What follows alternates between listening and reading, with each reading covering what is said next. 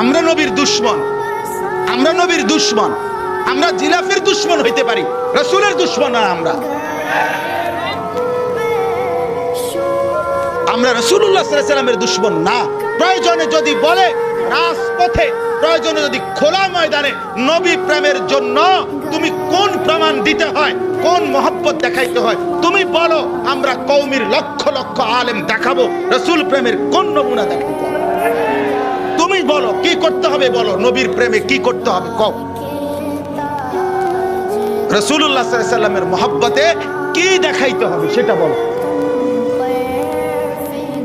রাসূলুল্লাহ সাল্লাল্লাহু আলাইহি ওয়াসাল্লামের মহব্বতে যদি বলেন দাড়ি রাখতে হবে, আমরা দাড়ি রাখি না। রাসূলুল্লাহ সাল্লাল্লাহু আলাইহি ওয়াসাল্লামের মহব্বতে যদি বলেন মিসওয়াক করতে হবে, আমরা মিসওয়াক করি না। রাসূলুল্লাহ সাল্লাল্লাহু আলাইহি ওয়াসাল্লামের মহব্বতে দস্তরখান বিছাইতে হবে, আমরা দস্তরখান বিছাই না। রাসূলুল্লাহ সাল্লাল্লাহু আলাইহি ওয়াসাল্লামের মহব্বতে দুরুদ সালাম পড়তে হবে, আমরা দুরুদ সালাম পড়ি না। রাসূলুল্লাহ সাল্লাল্লাহু আলাইহি ওয়াসাল্লামের মহব্বতে মদিনা রওজা পাকে যাইতে হবে, আমরা ইনশাআল্লাহ কসম করে বলি বাংলাদেশে কওমি মাদ্রাসার আলেমদের চাইতে বেশি কেউ মক্কা মদিনার জিয়ারতে যায় না।